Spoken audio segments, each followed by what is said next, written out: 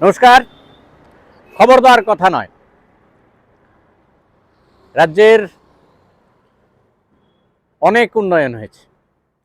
দাবি বা অভিযোগ যাই থাকুক না কেন, এ রাজ্যের মানুষের সংখ্যার দিক থেকে উন্নয়ন তো হয়েছে, কিন্তু রাস্তাঘাটের পরিস্থিতি, মানুষ কতটা নিরাপত্তায় রয়েছেন এই নিয়ে কারোর আশঙ্কা রয়েছে। আমরা আগরতলা শহরের ট্রাফিক ব্যবস্থা নিয়েই একটা আলোচনায় নেমেছি।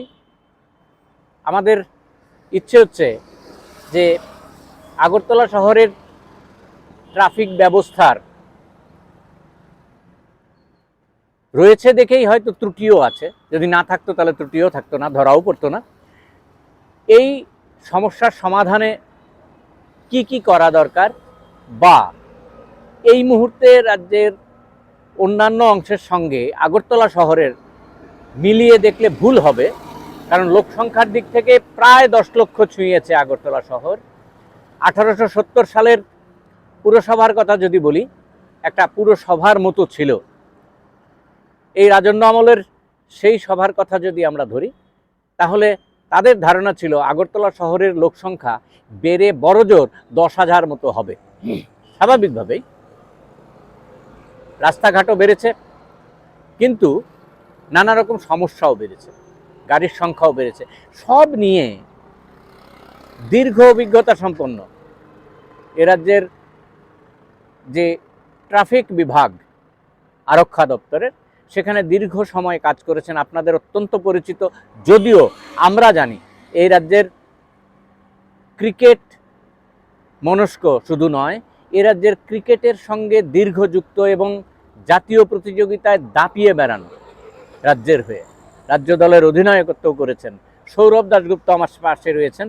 আমরা লোভ সামলাতে পারিনি যে এ রাজ্যের ট্রাফিক ব্যবস্থা নিয়ে ওর সঙ্গে কথা বলা। সৌরভ, আমাদের খবরদার কথা নয়তে আসার জন্য অত্যন্ত ধন্যবাদ, এবং বিশেষ করে আমরা অত্যন্ত খুশি এই কারণে যে অনেকটা শহর থেকে আগরতলা শহরে, যেখানে বসে আমরা এই অনুষ্ঠান চালাই, তার থেকে অনেকটা দূরে কষ্ট করে তুমি এসেছো, যে সেই জন্য অসংখ্য ধন্যবাদ। সৌরভ, এই রাজ্যের তো লোক সংখ্যা বেড়েছে, স্বাভাবিকভাবে গাড়ি ঘোড়াও বেড়েছে, কিন্তু ট্রাফিক ব্যবস্থার যে অগ্রগতি বলতে যেটা ধরছি, সেটা সেই রকমভাবে নজরে পড়ছে না। তার জন্য শুধুই কি ট্রাফিক ব্যবস্থা, যারা ট্রাফিকটা সামলান, তাদের দায়ী করাটা কি ঠিক হবে, না আরও পারিপার্শ্বিক কোনো সমস্যা রয়েছে? দেখো, একটা শহরে, যে কোনো শহরে শহর ডেভেলপমেন্টের সাথে সাথে তার যে ইনফ্রাস্ট্রাকচারগুলি রিকোয়ার্ড ইনফ্রাস্ট্রাকচার দৈনন্দিন জীবনে চলার জন্য, তার মধ্যে ট্রাফিক একটা গুরুত্বপূর্ণ। কারণ একটা শহরের কতটুকু উন্নতি হলো না হলো, তুমি তার রাস্তাঘাট এবং ট্রাফিক ব্যবস্থা দেখে আমরা অনুমান করতে পারি যে এই শহরটা এগিয়েছে বা পিছিয়েছে। কারেক্ট। তো আগরতলা শহরও তুমি যেটা বললে যে রাজন্য আমল থেকে সৃষ্টি, ওই সময়কার যারা প্রশাসন চালাতেন তাদের ভাবনা ছিল একরকম, লোক সংখ্যার নিরিখে সেই সময়কার রাস্তাঘাট হয়েছে। এখন লোক সংখ্যা 10 লক্ষের কাছাকাছি আগরতলা শহরের কথা যদি বলি, আর সেই অনুসারে রাস্তাঘাট কিন্তু সেরকম বাড়েনি। একটু কিছু কিছু অংশ, যে অংশটা আজকে আমরা দাঁড়িয়ে আছি, এই জায়গাটা একটু মানে একটু বর্ধিত হয়েছে আগরতলা শহর থেকে। আগে পুরনো শহরটাও তো বেড়েছে, পুরনো রাজভবন থেকে এই এলাকাটা এক্সটেনশন হয়েছে। ঠিক ঠিক। এছাড়া আমতলী সাইডে আগরতলা শহরের যে দক্ষিণের প্রবেশদ্বার আমতলী, ওই দিকটা একটু বেড়েছে।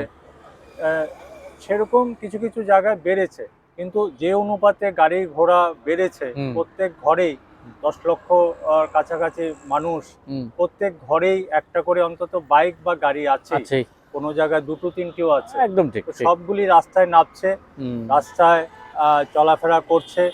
তো আমরা যারা আগরতলার স্থায়ী বাসিন্দা, আমরা অনেক সময় ট্রাফিক কনজেশনে পড়ি বা বিভিন্ন সমস্যার মুখোমুখি হই ট্রাফিক নিয়ে। সেদিক দিয়ে দেখতে গেলে যারা ট্রাফিকের দায়িত্বে আছেন, ট্রাফিকের রোড সামলানোর দায়িত্বে শুধু ট্রাফিক পুলিশকেই মানে দায়িত্বপ্রাপ্ত না, একা এটা তা হয় না। নয়। হুম, এখানে মোটর ভেহিকল দপ্তর, ট্রান্সপোর্ট ডিপার্টমেন্ট যেটা বলি ঠিক, আমরা, ঠিক, ওদেরও একটা বিশাল দায়িত্ব আছে। ঠিক। পিডব্লিউডি যারা রাস্তার মালিক, হুম, ওদের একটা দায়িত্ব আছে। বিভিন্ন স্টেক হোল্ডার্স আছে। হ্যাঁ, আগরতলা মিউনিসিপ্যাল কর্পোরেশনের একটা পার্ট আছে। হুম, যারা আমরা নাগরিক, সুনাগরিক, হ্যাঁ, আমাদের একটা বিশেষ একটা দায়িত্ব আছে। এটা correct, সবথেকে বড় দায়িত্ব বলে আমি মনে করি। ঠিক। ব্যবসায়ী যারা রাস্তায় পাশে দোকান হুম, করছেন বা হুম, রাস্তার হুম, মধ্যে বসে হুম, করছেন, হুম, ওদের একটা দায়িত্ব আছে। সব দিক মিলিয়ে সবারই একটা দায়িত্ব আছে ট্রাফিক ব্যবস্থাপনা সঠিকভাবে চলার জন্য। ঠিক। সৌরভ, আমরা আসলে উদ্যোগটা কেন নিলাম? হঠাৎ কেন মনে হলো?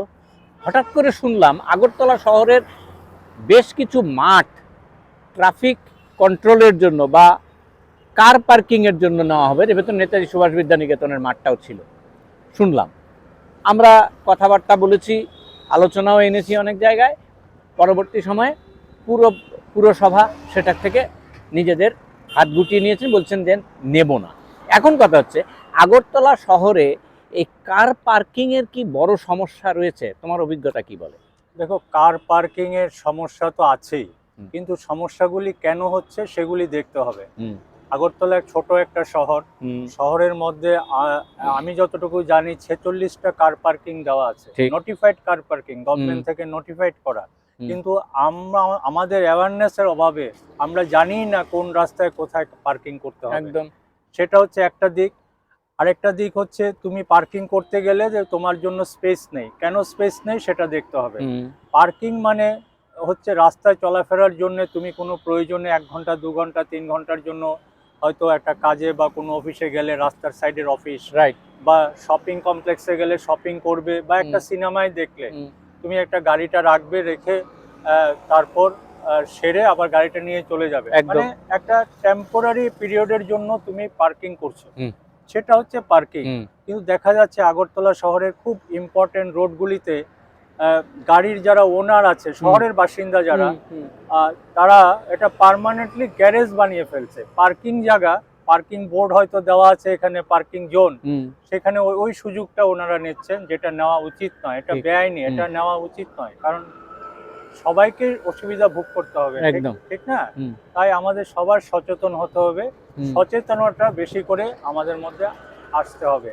আর এই সচেতনতা যদি আগরতলাবাসীর মধ্যে থেকে না আসে, তাহলে হুম, আমি কি করে আশা করব সাব ডিভিশনস বা গ্রামের শহরগুলিতে, গ্রামে ঠিক, যারা ঠিক। থাকেন বা ওই সাব ডিভিশনের শহরগুলিতে আসবে। কারণ তুমি আগরতলার মানুষ এডুকেটেড, রাইট, রাজধানীতে আমরা বাস করি, তো একদম। আমাদের দায়িত্ব সব থেকে বড় হওয়া উচিত ওই পার্কিং প্লেসগুলি গ্যারেজ হিসাবে ব্যবহার করা উচিত না। হ্যাঁ, এবং ট্রাফিক দপ্তর হুম, বা পুলিশ দপ্তরকে ওই জায়গাগুলিতে বেশি বেশি করে এনফোর্সমেন্ট করা দরকার, এবং এগুলি নিয়ন্ত্রণে, দপ্তরের নিয়ন্ত্রণে আনা আনা দরকার। দরকার। সৌরভ, একটা বিষয় আমরা বেশ কয়েকটা জায়গায় ঘুরতে গিয়েও দেখেছি যে এই আগরতলা শহরের বেশ কিছু জায়গায় চৌমাথাগুলিতে লাইটের বন্দোবস্ত হয়েছে। লাইটটা আমরা বড় বড় শহরে দেখেছি, লাইটের বিভিন্ন কালার বিভিন্ন কারণে। তার পেছনে একটা যুক্তি আছে বা কারণ আছে, যে রেড কালার দিলে স্টপ, পুরোপুরি দাঁড়াবেন, হলদে কালার দিলে কি হবে, গ্রিন কালার হলে কি হবে। সবটা মানুষ অনেক ক্ষেত্রেই জানে না, কেউ মানছেও না, বেরিয়ে চলে যাচ্ছে। কিন্তু কিছু কিছু জায়গায় চৌমাথায় আমরা লক্ষ্য করেছি যে লাইটগুলি সঠিকভাবে জ্বলছেও না। এই দিকে ট্রাফিক, এটা কি ট্রাফিক যারা দেখেন তাদের দায়িত্ব, না অন্য প্রশাসনের অন্য বিভাগের দায়িত্ব? এই জায়গাটা কি বড় সমস্যা করছে না? যেমন ক্যারচৌমুনিতেই আছে, মাঝে মাঝে এটা অফ হয়ে যাচ্ছে। আবার চৌমাথা হওয়া সত্ত্বেও আমাদের যে এই এই জায়গাটা, ওই যে ইয়েতে ঠিক দুর্গা চৌমুনি যাওয়ার আগের যে জায়গাটা, যেটাকে আমরা সংহতি ক্লাবটা যেটা রয়েছে ওইখানের যে চৌমাথাটা রয়েছে, সেই জায়গাটা, সেই জায়গাতেও আমরা দেখছি কোনো ট্রাফিক পুলিশও থাকছেন না, আবার লাইটেরও কোনো বন্দোবস্ত নেই। এই যে বিষয়গুলি, এই বিষয়গুলি কি উত্তরণের কোনো পথই কি নেই? হ্যাঁ, পথ থাকবে না কেন? দেখো, ট্রাফিক সিগন্যাল যেগুলি ইলেকট্রিক সিগন্যাল হুম, হয়েছে, আগে হুম, যেগুলি ম্যানুয়ালি চলতো, ম্যানুয়ালি ছিল। ম্যানুয়ালি চলাটা আজকের সভ্য জগতে মানে হুম, এটা ঠিক না। হুম, এটা ঠিক না, সেই জায়গায় ট্রাফিক সিগন্যাল হয়েছে, ঠিকই তো, হ্যাঁ সেটা একটা ভালো দিক। হ্যাঁ হ্যাঁ হ্যাঁ, ভালো দিক, কিন্তু একদম। ওই সিগন্যালগুলি ফাংশন করছে কিনা সেগুলি দেখার দায়িত্ব ট্রাফিক দপ্তরের, কেন করছে না এবং কত তাড়াতাড়ি, হুম, বা এগুলির দায়িত্বে আমার মনে হয় ট্রাফিক এবং মিউনিসিপ্যালিটির একটা দায়িত্ব আছে। হুম, হুম, আহ, আহ, ওদের দেখা উচিত কেন এগুলি হচ্ছে। এবং অনেকগুলি জায়গায় তুমি দেখবে যে ট্রাফিক সিগন্যাল জাস্ট ব্লিঙ্ক করছে, হুম, মানে throughout the year, hmm, 365 hmm, days. হুম, এগুলি কেন বসানো হলো, আবার যখন এত টাকা খরচ করে বসানো হয়েছে, সেগুলি চলবে না কেন? সেগুলি চলার একটা ব্যবস্থা করা হ্যাঁ দরকার। হ্যাঁ, আর নতুবা কেন এখানে বসানো হয়েছে হুম, সেগুলি একটু দৃষ্টিকটু না। হুম, হুম, ট্রাফিক শুধু ইয়েলো লাইটটা ব্লিঙ্ক করবে, হুম, কিন্তু ওখানে ট্রাফিক সঠিকভাবে অপারেট হুম, করবে না। হুম, হুম, সেগুলি দেখার দায়িত্ব ট্রাফিক দপ্তরের। ঠিক। এবং আমরা আশা করব নাগরিক স্বার্থে ট্রাফিক দপ্তর এগুলি অতি সত্বর এগুলি একটা ব্যবস্থা নেবে, কেন চলছে না বা কেন কি করলে ভালো হয় ঠিক। দেখবে। আর কোনো জায়গায় যদি ট্রাফিক ম্যান হ্যাঁ থেকেও হ্যাঁ হ্যাঁ, না থাকে, অনেক সময় দেখি যে আমরা পিক টাইমে ট্রাফিক ম্যানটা থাকে তারপর সরে যায়, চলে যায়। সেগুলি দেখার দায়িত্ব ট্রাফিক দপ্তর বা ওই দপ্তরের সংশ্লিষ্ট দপ্তরের যে হ্যাঁ হ্যাঁ অফিসাররা হ্যাঁ আছেন ওই হ্যাঁ এলাকায় যাদের হ্যাঁ আন্ডারে আসে, হ্যাঁ। তাদের দেখার দায়িত্ব। এটা ইন্ডিভিজুয়াল এরর, এগুলি দেখার দায়িত্ব ট্রাফিক দপ্তর। শোনো, আরেকটা জিনিসও আমাদের নজরে পড়েছে, সেটা হচ্ছে যে এই যে অফিসের টাইম বা একটা বিশেষ টাইমে 10টা, 10:30 বা 9টা থেকে 11টার মধ্যে ট্রাফিক একটা বিশেষ জায়গায়, রাধানগর থেকে আরম্ভ করে বেশ কয়েকটা জায়গায় আমরা দেখলাম হঠাৎ হঠাৎ মানুষজনকে দাঁড় করিয়ে রেখে কাগজপত্র পরীক্ষার নিরীক্ষা করা যায়। এই যে জায়গাটা, এটা কি একটা ট্রাফিক জ্যামের ক্ষেত্রে একটা গুরুত্বপূর্ণ ভূমিকা নিচ্ছে না? ট্রাফিক জ্যাম যেটা হচ্ছে, হ্যাঁ, আরো আছে, আরো অন্যান্য বিষয়ও না, আছে। হতে পারে এটা। মানে পিক টাইমে আমার অভিমত হচ্ছে, পিক টাইমে অফিস টাইমে যখন অফিস যাত্রীরা রাস্তায় বের হয় বেশি হুম, পরিমাণে, হুম, ন্যাচারালি রাস্তা কনজেস্টেড হয়ে যায় বা কনজেস্টেড হওয়ার চান্স বেশি হুম, থাকে। হুম, সেখানে যদি তোমার একটা অবস্ট্রাকশন আসে, হুম, যেখানে ট্রাফিক এনফোর্সমেন্ট করছে ব্যস্ততম শহরে হুম, হুম, পিক টাইমে, হুম, ন্যাচারালি অবস্ট্রাকশন আসবে, 10-12টা বাইক বা গাড়ি আটকাবে, কাগজ পরীক্ষা হুম। হবে, সময় সাপেক্ষ হ্যাঁ ব্যাপার, হ্যাঁ হ্যাঁ একটা হ্যাঁ ভিড় জমবে, হ্যাঁ হ্যাঁ যেটা মানুষেরও একটা দেখার একটা মানে উৎসাহ আসে, হ্যাঁ হ্যাঁ, আরো অনেক লোক এসে এখানে জড়ো হবে, সে থেকে এড়ানো যেতে পারে। কনজেশন, হ্যাঁ সেটা উচিত না। পিক টাইম বাদ দিয়ে, পিক টাইম আর কত 1.5-2 ঘন্টা 2 থাকে ঘন্টা, হার্ডলি, হ্যাঁ এই টাইমটা বাদ দিয়ে তাও ট্রাফিক পুলিশ এখন 10টা অবধি ডিউটি করে, ঠিক সকাল 7টা থেকে 10টা অবধি। ঠিক। অ্যাম্পল সুযোগ আছে, হুম, বাকি সময়টা এনফোর্স করা হুম, দরকার, হুম। ওই সময়টা এড়িয়ে যাওয়াই ভালো এবং যুক্তিযুক্ত। আচ্ছা, এখন কি মানে এই যে বেশ মাঝে মাঝেই আমরা দেখছি, অধিকাংশটাই হচ্ছে ন্যাশনাল হাইওয়ের উপরে দুর্ঘটনার পরিমাণ বেড়েছে। হ্যাঁ, বাইক বেড়েছে, অন্যান্য ভেহিকলস বেড়েছে। এ- এই এই যে শুধুমাত্র ট্রাফিক কন্ট্রোলিংই কি এটার জন্য দায়ী, না অন্য কোনো বিষয় আছে? তোমার অভিজ্ঞতা কি বলে? না, অনেক কিছু দায়ী, শুধু একটা সেক্টর, মানে একটা, মানে একটা বিভাগকে দায়ী করলে না হবে না, না। কি করে হবে? আমি যে আগে বলেছি হুম, অনেকগুলি স্টেক হোল্ডার আছে, হুম, রাস্তায় কি গাড়ি হুম, সঠিকভাবে চলা, হুম, অ্যাক্সিডেন্ট এড়ানোর হুম, সবারই সমদায়িত্ব। হুম, ট্রাফিক একটা বড় দায়িত্ব ট্রাফিক অর্গানাইজেশনের। হুম, হাইওয়েতে অ্যাক্সিডেন্ট হচ্ছে, মানে এটা হচ্ছে রোড ইঞ্জিনিয়ারিংও একটা ব্যাপার আছে। হুম, রোড ইঞ্জিনিয়ারিং এর ডিফেক্ট থাকলেও হতে পারে, কারেক্ট। অ্যাক্সিডেন্ট হচ্ছে। মূল দায়িত্ব হচ্ছে আমরা যারা গাড়ি চালাই, আমরা যারা ড্রাইভিং হুম, সিটে বসি, আমাদের সচেতনতার অভাব। রাইট।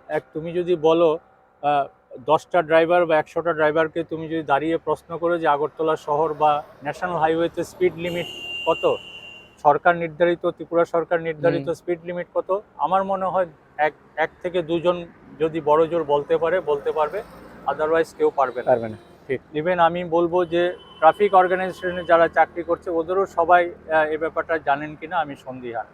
তাই আমাদের একটা লোকেদের অ্যাওয়্যার করতে হবে হ্যাঁ, স্পিড স্পিড লিমিট লিমিট কি। আছে।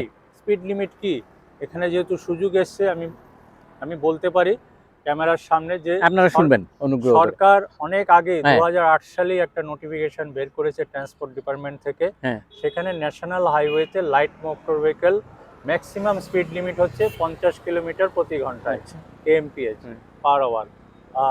এবং মিডিয়াম বা হেভি ভেহিকলস 40 কিলোমিটার বেগে চলবে। তো সেই জায়গায় আমি যদি 100 কিলোমিটার বেগে চালাই, তাহলে যেটা হবার তাই হবে, হ্যাঁ, এবং সেখানে ক্যাজুয়ালিটি হবে, হুম, ফ্যাটাল অ্যাক্সিডেন্ট হবে, হুম। এবং আমরা যারা চালক বা যারা পথ চলতি আর মানুষ, আমাদের এই শহরের বুকে এইমাত্র আপনারা হয়তো লক্ষ্য করলেন বেরিয়ে গেল যে আমাদের গতিবেগটা আপনারা নিশ্চয়ই লক্ষ্য আমাদের করেছেন। শহর বলতে আগরতলা মিউনিসিপ্যাল এরিয়া বা যে কোনো মিউনিসিপ্যাল এরিয়া ত্রিপুরা রাজ্যের বা নগর পঞ্চায়েত এরিয়াতে স্পিড লিমিট হচ্ছে ওই সমস্ত রাস্তাতে হচ্ছে হেভি এবং মিডিয়াম ভেহিকলসের জন্য 25 কিলোমিটার ঘন্টায় প্রতি ঘন্টায় ম্যাক্সিমাম স্পিড লিমিট, এবং ছোট গাড়ি লাইট মোটর ভেহিকল যেটা বলিস তার জন্য হচ্ছে 30 কিলোমিটার প্রতি ঘন্টায়।